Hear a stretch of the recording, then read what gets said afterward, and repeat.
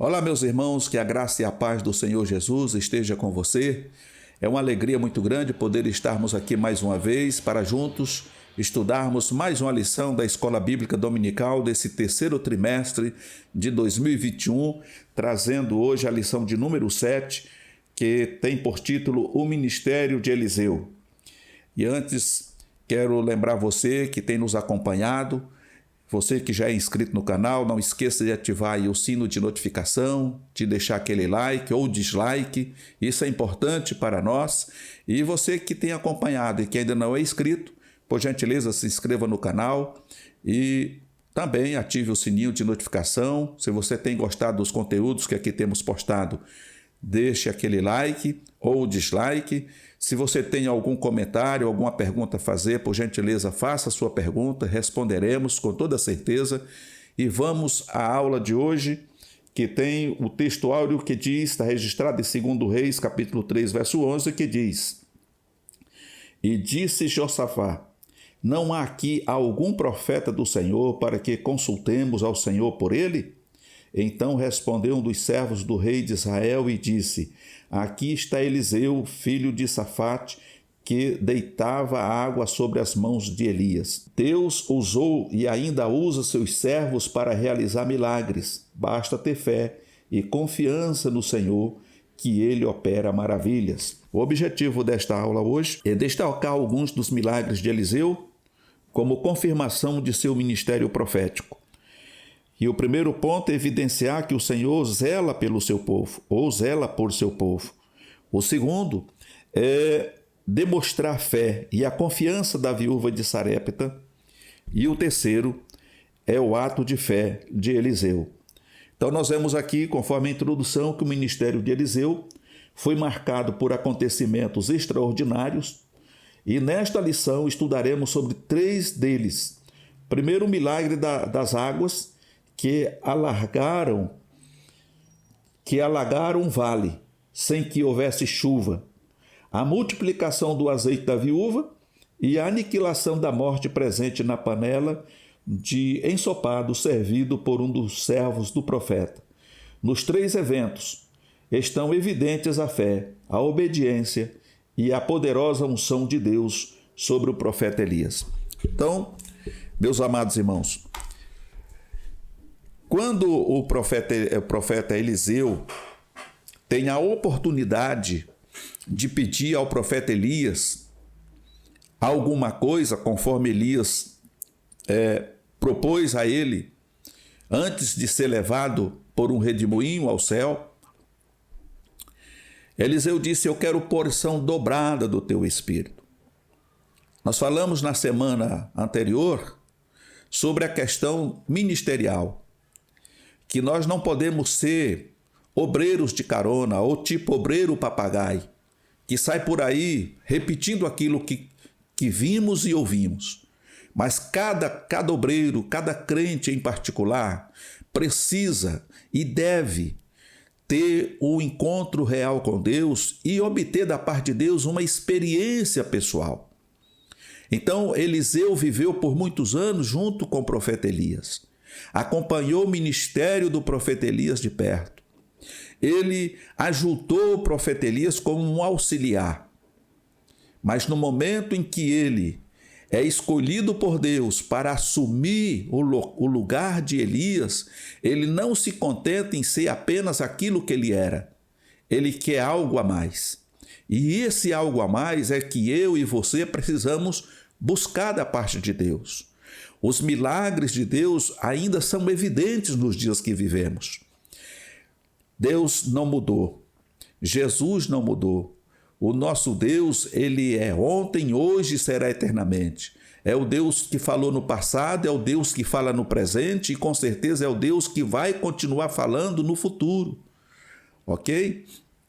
Deus cura, Deus opera toda sorte de maravilha. Para Deus não existe nenhum tipo de enfermidade específica. Todas as enfermidades para Deus é enfermidade. Do jeito que ele cura um, ele cura todas.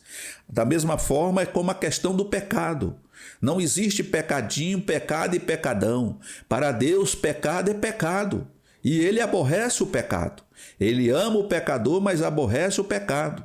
E agora, diante desta lição, nós vemos que Eliseu, baseado aqui na fé que ele tinha em Deus e sendo legitimamente o sucessor do profeta Elias, ele começa a operar dentro daquela coinonia ou dentro daquela confiança que ele possuía em Deus. E Deus começa a se revelar através do seu ministério, através da sua palavra. O gado estava passando sede, estava tudo seco, mas o que é que o profeta diz para o povo lá? Para o rei de Judá? Cava valas, muitas valas, porque não vai cair chuva, mas essas valas vão encher de água. Ou seja, diante da palavra do profeta, Deus fez brotar minas naqueles locais onde eles cavaram e ali jorrou água. E a água foi abundante para saciar a sede das pessoas e a sede do gado.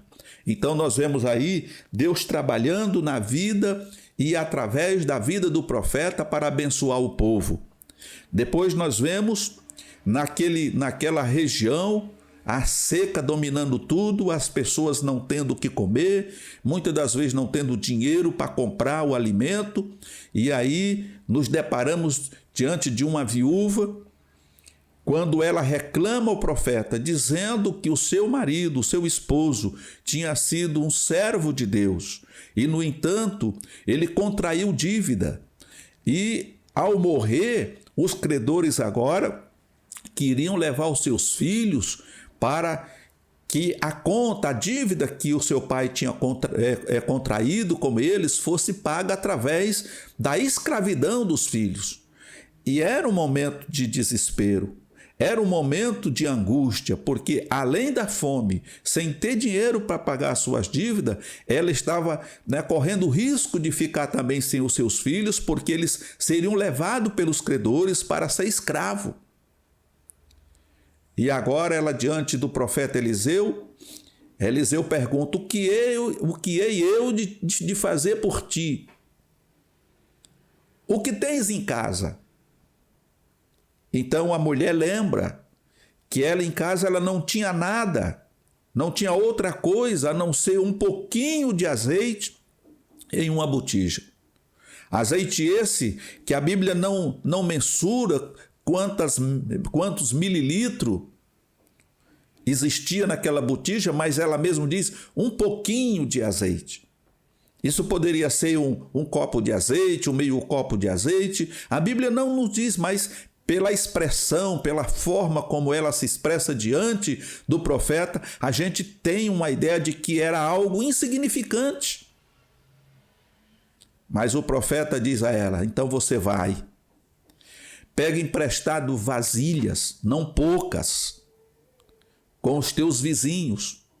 E depois você entra na sua casa com os teus filhos, fecha a porta e começa a despejar esse pouquinho de azeite nessas vasilhas vazias. E à medida que eles forem enchendo, você vai tirando, colocando de lado. E assim ela fez. E o resultado nós temos no texto que foi lido, que de repente ela pede, me traz mais uma vasilha, mais no nosso linguajar, mais 1 litro, ou mais uma garrafa. E o filho diz, não tem mais, acabou. E nesse momento o azeite para.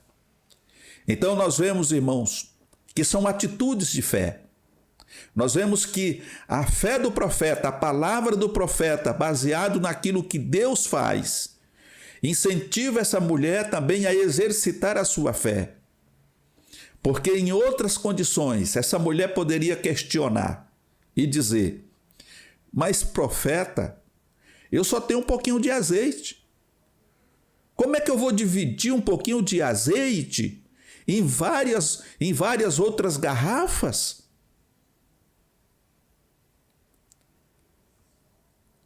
Eu não preciso ficar passando um pouquinho de azeite de uma garrafa para outra. Mas nós vemos que ela não questiona o profeta. Mas ela coloca a sua fé em prática e ela faz exatamente aquilo que o profeta orienta para ela fazer. O que eu tiro de aplicação pessoal para nós é que nós não podemos questionar Deus. Quando Deus nos fala algo através dos seus vasos, nós precisamos acreditar e colocar em prática. Porque, como diz Hebreus 11, a fé é o alicerce, é o fundamento das coisas que se esperam e também, ao mesmo tempo, é a prova daquilo que não se vê, porque se eu vejo antes, então não é fé. Então, é o que nós vemos aqui, meus amados irmãos. A mulher não estava vendo, mas ela creu que pela palavra do profeta, o milagre de Deus aconteceria na sua vida. E ela foi buscar os vasos. Ela pegou muitas garrafas emprestado, muitas vasilhas. E encheu todas aquelas vasilhas. E após de ter concluído isto, ela volta ao profeta para saber agora qual é o segundo passo. E o profeta disse para ela: deu tudo certo? Deu, está tudo cheio lá as vasilhas. E agora o que é que eu faço? E o profeta, obviamente, diz para ela: vá, vende o azeite, paga a dívida que seu marido contraiu e você e os seus filhos vivam do resto. Então nós vemos que ela conseguiu produzir azeite através da fé, do milagre de Deus na vida dela, o suficiente para vender, pagar a dívida e o que sobrou daria para ela viver até aquela seca se acabar. Porque esse é um Deus verdadeiro, é o Deus que nós servimos, é o Deus que faz o impossível se tornar possível. E esta lição do profeta Eliseu para nós é algo importante, porque essa lição nos mostra o valor da fé, o valor da obediência, o valor da atitude quando a gente busca o Senhor sem incredulidade. E é um fato importante para nós, porque Jesus diz que ele deixou de realizar muitos milagres na sua época por conta da incredulidade do povo, principalmente dos seus familiares. Então, irmãos, nós não podemos, em hipótese alguma, deixar que a incredulidade domine o nosso ser. A fé, ela tem que ser o nosso alicerce, a nossa base, para que nós possamos olhar para Jesus, porque Ele é o autor e consumador da fé. Quanto mais nos aproximamos do Senhor, mais do seu Espírito nós temos, mais poder nós vamos adquirir e a palavra de Deus se cumprirá em nossa vida. E o terceiro ponto é que nós encontramos quando, conforme diz o texto bíblico, que voltando Eliseu a Gilgal havia fome naquela terra, e os filhos dos profetas estavam assentados na sua presença, e disse ao seu moço: põe a panela grande ao lume ou ao fogo e faz um caldo de ervas para os filhos dos profetas. Então um saiu ao campo a apanhar ervas e achou uma parra brava e colheu dela a sua capa cheia de coloquídeas. E veio e as cortou na panela do caldo, porque as não conheciam. E assim tiraram de comer para os homens. E sucedeu que, comendo eles daquele caldo, clamaram e disseram: homem de Deus, há morte na panela. E não puderam comer. Porém ele disse: trazei, pois, farinha. E deitou-a na panela e disse: tirai de comer para o povo. Então não havia mal nenhum na panela. Então, nesse terceiro milagre, nós vemos que mais uma vez Deus se faz presente na vida de Eliseu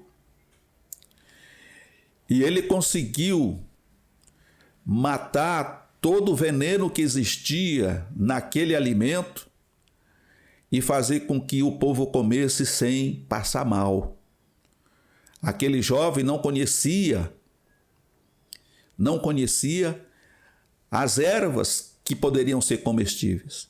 E ele pega folhas de uma parra brava. E não foi pouco não. O texto diz que ele pegou a sua capa, lotou a sua capa com aquelas folhas, picou e colocou na panela. Então, qualquer pessoa que comesse ou que bebesse daquele caldo, certamente morreria ou teria ali um desarranjo muito grande. Mas ao perceber, clamaram ao homem de Deus, e imediatamente o profeta Eliseu pede que coloque farinha na panela. E ao fazer aquilo, todo o veneno sai, e aquelas pessoas puderam se alimentar, e nenhum deles passou mal. Porque Deus estava com Eliseu, assim como pode estar comigo e com você e com toda a igreja do Senhor. Porque o nosso Deus não mudou. O que nós vemos nesta lição é a obediência a Deus. Obediência essa que nos leva a nos voltarmos 100% a Deus e não ter deuses estranhos em nossa vida. Quando nós nos dedicamos ao Senhor, obedecemos a sua palavra, guardamos a sua palavra e obedecemos os seus mandamentos, conforme disse Jesus, nenhum mal chegará à nossa tenda. Nenhuma daquelas doenças que o Senhor mandou sobre o Egito virá sobre nós, porque Deus vela pela sua palavra para cumprir. O que precisamos é obedecer a palavra do Senhor e estar em plena comunhão com Ele, para que nós possamos continuar nessa jornada até o dia em que o Senhor voltará para levar o seu povo. Então, em suma, esta lição ela nos traz exemplos de acontecimentos, tanto negativos como positivos. Nas lições anteriores, vimos a negligência das pessoas em relação a Deus, buscando subterfúgio, buscando atalho, e o resultado foi drástico na vida daqueles reis. Vimos também a vida do rei Salomão, que começa muito bem, mas termina muito mal. Mas também vemos que quando alguém se volta 100% ao Senhor, buscando o Senhor de todo o coração,